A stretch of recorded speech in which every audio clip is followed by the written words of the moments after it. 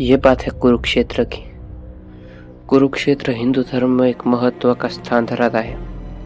आप लोगों तो गैस ये पता ही होगा कि कुरुक्षेत्र क्या है, तो इस पे हम ज़्यादा बात नहीं करते और चलते हैं अपनी स्टोरी की तरफ। दोस्तों, अभी मैं दिल्ली में हूँ। परीक्षाओं के सिलसिले में मैं यहाँ आया हुआ हूँ। 6 दिन पहले 30 मई की बात है। मैं जब अपनी परीक्षा देने के बाद वापस घर आया तो देखा कि घर में सब लोग अजीब सी बेचैनी लिए बैठे थे। मैंने पूछा तो किसी ने कुछ नहीं कहा और मुझे मुंह धोकर कुछ खाना पीना के लिए कह दिया। और मैं बिना किसी बात को सोच अगले दिन की परीक्षा के बारे में सोचता हुआ हाथ मुंह धोकर थोड़ा शरबत पानी से खुद को गर्मी की तपिश से शांत किया।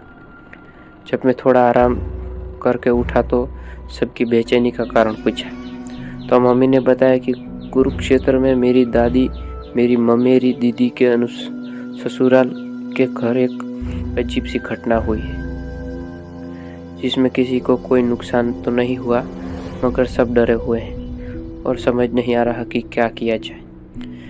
मैंने पूछा कि कैसी घटना, क्या हुआ है वहाँ पर। जो मम्मी ने बताया और फिर दीदी ने बताया। बात करने पर जो मुझ पर पता चला वो इस प्रकार था। जहाँ दीदी के सास ससुर रहते हैं वो जगह कुरुक्षेत्र से बस थोड़ी दूर बाहर है। वैसे तो दीदी और जीजाजी दिल्ली में रहते हैं, मगर उनके सास ससुर वहाँ कुरुक्षेत्र में रहते हैं, क्योंकि वो रेलवे में कर्मचारी हैं और कुरुक्षेत्र से आगे एक छोटे स्टेशन का सारा कार्यभार संभालते हैं। इसलिए वो वहीं पास में बने रेलवे क्वार्टर में रहते हैं, जो कि आप लोगों ने रेलवे के बाजू में देखा होगा।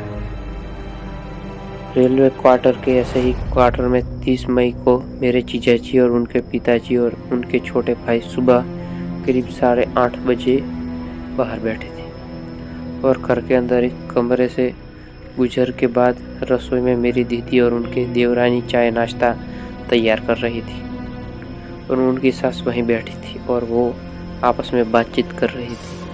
घर में अक्सर ऐसी बातचीत होती रहती है।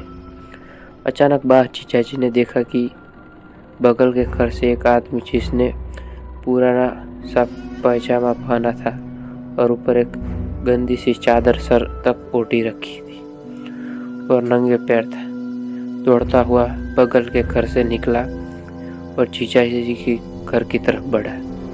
जीजाजी उसे रोकने के लिए आगे बढ़े, तब तक वो दौड़ता हुआ घर में घुस गया।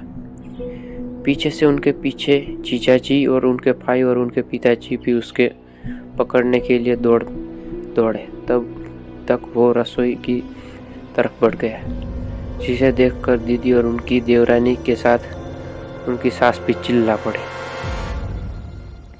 मगर वो आदमी दौड़ता हुआ रसोई की दीवारों में ईंटों से बनी छालिक से तरफ, जिसमें मुश्किल से 4 या 5 आधी ईंट के बराबर झरोखे बने थे, बढ़ गया और जैसे दीवार को पार करता हुआ बाहर निकल गया और गायब हो गया। सब लोग सोचते रह गए और उसको वहाँ मौजूद सभी लोगों ने देखा और डर की वजह से कुछ देर के लिए सुन पड़ गए थे। मेरी दीदी और उनकी देवरानी को तो बुखार आ गया, जो देख उसे झुठला भी नहीं सकते थे और किसी को बात भी नहीं कर सकते थे। दीदी के ससुर ने बताया कि यह अक्सर रात को कई लोग जो रेलवे दुर्घटना के शिकार हुए हैं और उन्हें घूमते हुए उन्होंने ही नहीं आसपास वालों ने भी देखा है, मगर इस तरह की मुसीबत तो वहाँ आसपास वालों ने भी नहीं देखी। अगर किसी को बताया तो लोग समझेंगे कि हम अफवाह फैला रहे हैं। इस बात को उन्होंने अपने ही घर तक रहने का फैसला किया और आसपास रहने वालों को केवल 3 या 4 घर हैं रेलवे कर्मचारियों के उन्होंने भी कुछ नहीं बताया, मगर किसी अच्छे और काबिल आलिम की तलाश कर रहे हैं ताकि अपने घर की सुरक्षा और इस घटना का मूल कारण पता लगा सके। जीजाजी के पिता ने दीदी और जीजा और उनके छोटे भाई को दिल्ली भेज दिया है और जब तक समस्या हल न हो जाए वहाँ न आने की सलाह दी है। पता नहीं इस वक्त वह क्या चल रहा होगा, मगर ये घटना कोई इतनी साधारण नहीं है। तो दोस्तों, आपको ये कहानी अच्छी लगी हो तो चैनल को लाइक और सब्सक्राइब ज़रूर कीजिएगा। आप चाहते हैं अगर हमारे चैनल पर और भी अच्छी कहानियाँ ला सकते हैं, आप हमें बता सकते हैं ऐसी कहानियाँ। धन्यवाद।